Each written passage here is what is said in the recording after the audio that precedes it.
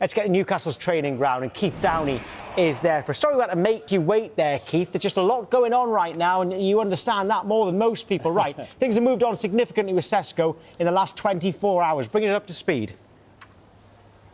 Yeah, we told you on Saturday, Tom, that Newcastle had made that first formal bid for Benjamin Sesko. It essentially was the £70 million that Leipzig are looking for, but it was £65 million plus £5 million in add-ons. What Leipzig said. Hi, Mark. We've been doing the show since 2019. I can't remember 3 bits of breaking news in one advert breaking.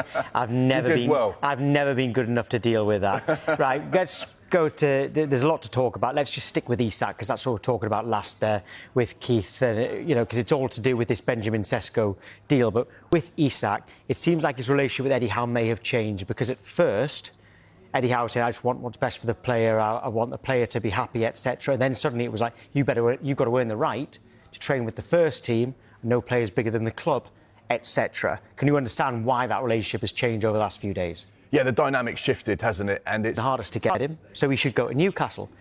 But Newcastle went in for Hugo Ekitike and he went to Liverpool. Yeah. So how complicated is this, and how hard are Newcastle going to have to work to get this one done before he gets his head turned by anyone else? Now, ultimately, I always think you can't convince a player to come if he doesn't want to come. You can sell him the dream, sell him the project, explain what you're going to do to him, how you're going to transform him as a player, turn him into a top-class Champions League striker.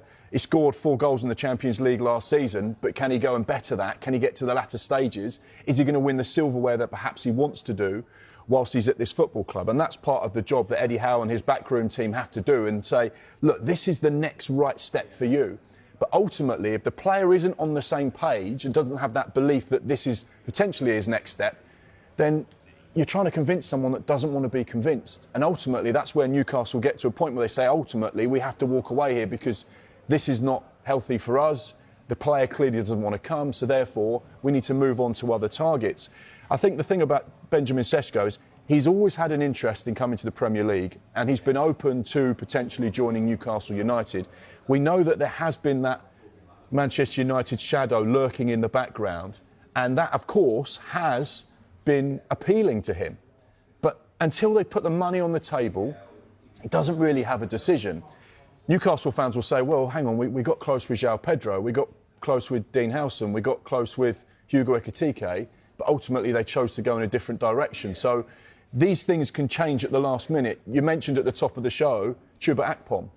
Regardless if he's sat in that Ipswich Town dressing room, changing room, training ground, until it's physically signed,